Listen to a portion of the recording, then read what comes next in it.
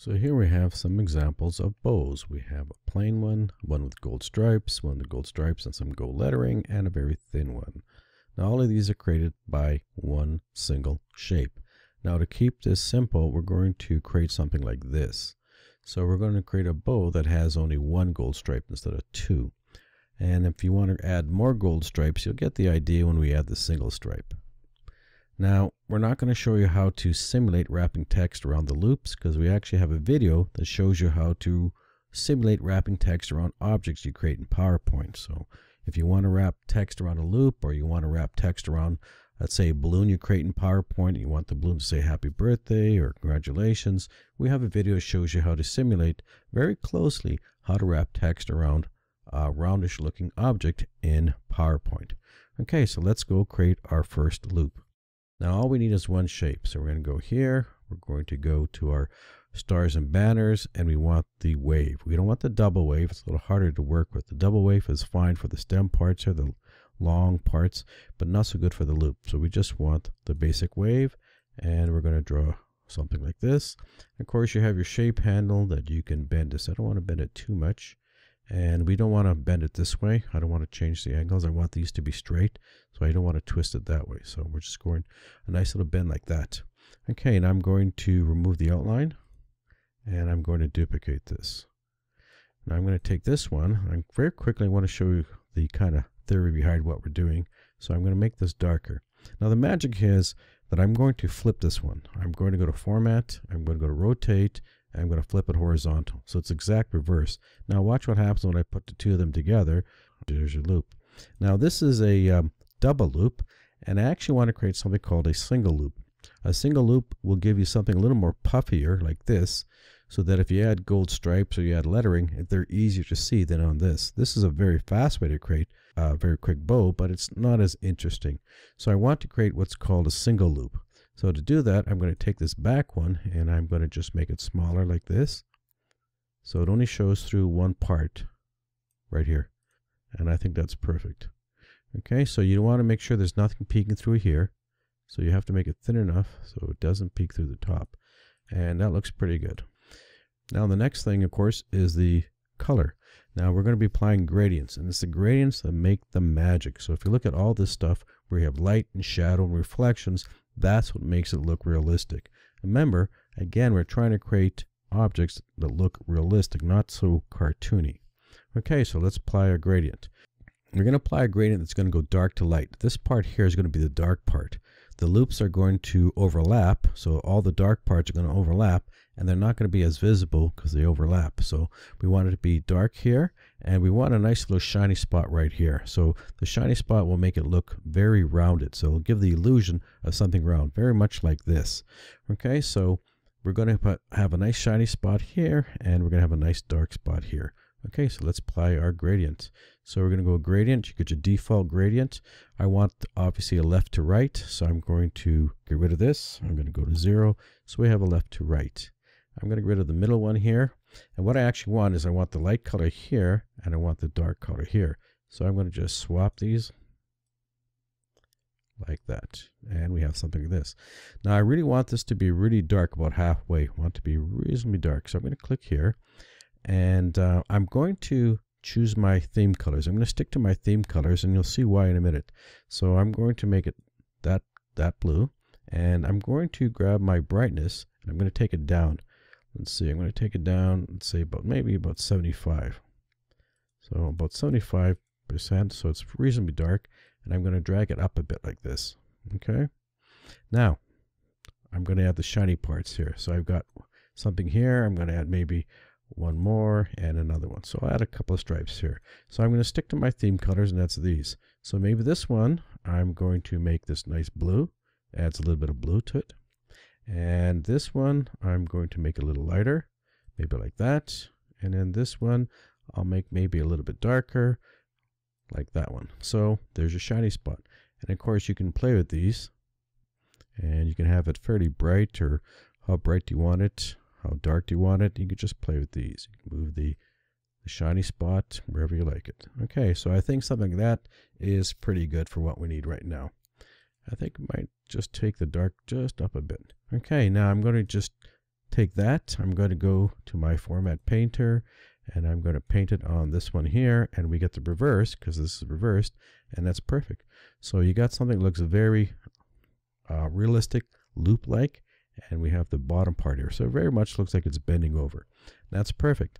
Okay, next thing, of course, is we want to create our stripe. So I'm going to take this, and I'm going to duplicate it one more time. I'm going to take this one here, and I'm going to just give it a solid color, and we're going to just overlap. So we're going to overlap it. I just need a thin little stripe like this. Now when you use the shape tool to cut things, you have to make sure that when you're doing an overlap, the top object is just a shade bit longer than the bottom object. Okay, if you don't, you get little residual pieces left over sometimes. So this is a little bit bigger than that one. So I take the bottom, select the top object, go to my shape tool, or my cookie cutter tool like I like to call it, and I cut it. I want this to be the gold stripe. So here's one of the advantages of using the theme colors. So all I have to do is change all these to the gold. So this is the dark one, so I'm going to go here. Here's my gold, and I know that was 75, so I'm going to make that minus 75. I'm going to go with this one, and all I'm doing is working across. So this is again an advantage of using the theme colors. All I have to do is work across and get the same colors. So I'm going there, that's going to be the light one, and I'm going to go there, and we'll use the dark color here. Okay, so now we put this on top, and we have something that gold is very reflective, so I'm going to add some more spots to this. So I'm going to take something here, and maybe I'll add a little darker color, because gold tends to be a little more reflective, so that looks a little more gold-like. And I can take this one maybe and make it a little darker, and we have something else. Now we just play with this, with the brightness and the darkness, and we have something that looks very much like that. Okay, so you can see that we're still following the dark and light areas of the loop itself. So the gold has to follow the same kind of thing like this. Okay, now I'm going to take this, just bring it in, make sure that all matches evenly. Perfect. Now all I have to do is group that, and the next thing to do is to rotate it. So I'm going to speed this up, and you're going to get the idea. So typically a bow usually starts out with, it's like 7 loops, and then the next layer is like 5 loops. So I'm going to just make this just a little bit smaller. So I'm going to rotate it, and I'm going to speed this up.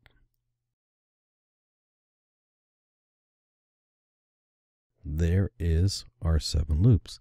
Now we have to create the center part. So we're going to create another layer on top. Now you notice the importance of the darkness. So because of all the darkness here, you don't really see the edges that much. And this is exactly what we want. Okay, so I'm going to take one of these, and I'm going to just shrink it down like this. And that will make it look like it's coming a little more closer to.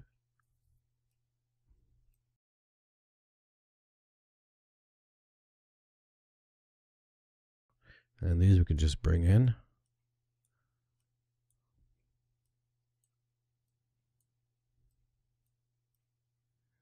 And you have some nice loops there, and then you can rotate them if you need to rotate them more. Now the magic is the center part. How do we tie it all together? And the center part is actually going to be a double loop.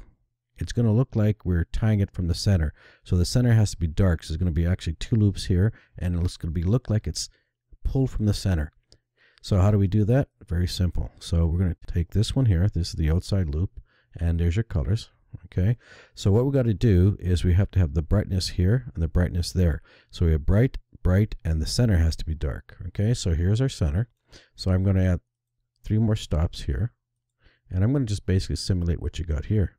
So I'm going to take maybe something like that, and then make this one a little lighter, and make that one maybe bright one like that.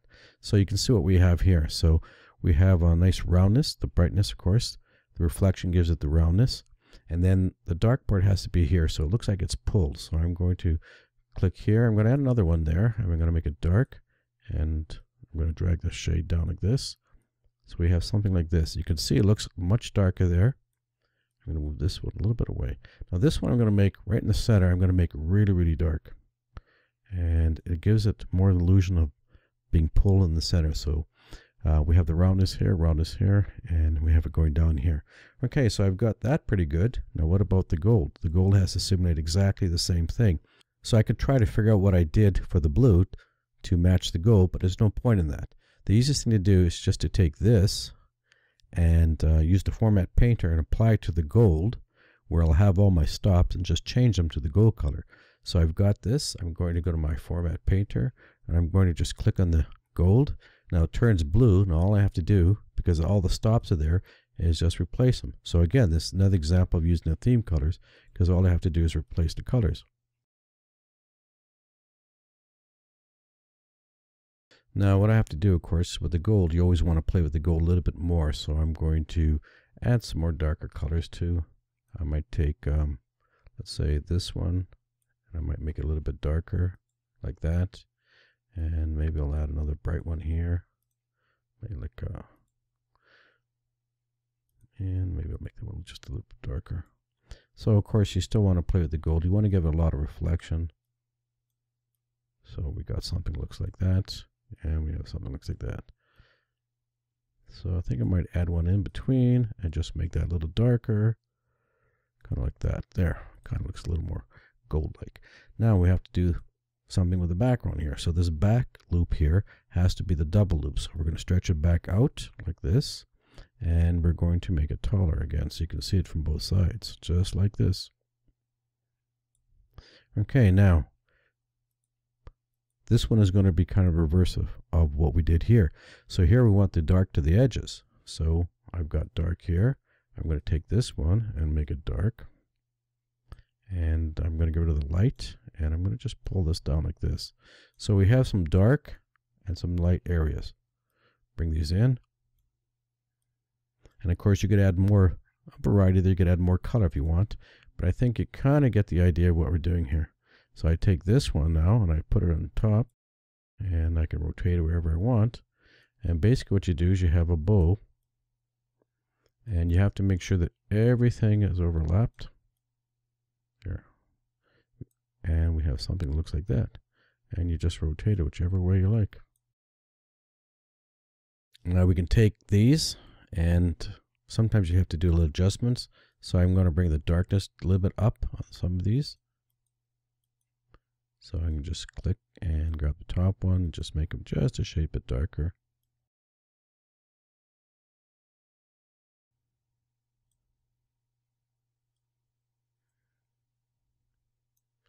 And we have a nice little bow. Now the next thing to do, of course, is we have to add our little streamers here. So how do we do that? Well, that's pretty straightforward. All we got to do is take one of these, remove the inside, stretch it out, rotate it, and there it is. Send it to the back, and you have it. So you can make another one. Where do you want to put that one? So wherever you want to put it, and we send that to the back, and you have something that looks like that. So in no time, you have a pretty nice looking bow. That's all there is to it. Starting off with one shape, then you duplicate it, you're flipping it, you're adding your gradient colors to it, and if you want to add stripes or text, whatever, you can now apply that. So again, it's only one loop. You add everything to the one loop, and you just duplicate it, and you make one layer, you add another layer on top, and you make it a little smaller, and then you make the double loop here to enclose it all, and that's everything. So that's how it works. So we hope you enjoyed this video, and as you can see, it's not hard to create these things. And if you've been following our other videos, you know we always start with one simple little shape and just duplicate it. We're trying to avoid drawing in these tutorials. We're trying to make things as simple as possible so that basically anybody can create these. You don't need to have any great artistic skill to create these nice PowerPoint clip art objects. So we hope you enjoyed this video, and we hope to catch you on our other videos. So thank you for watching.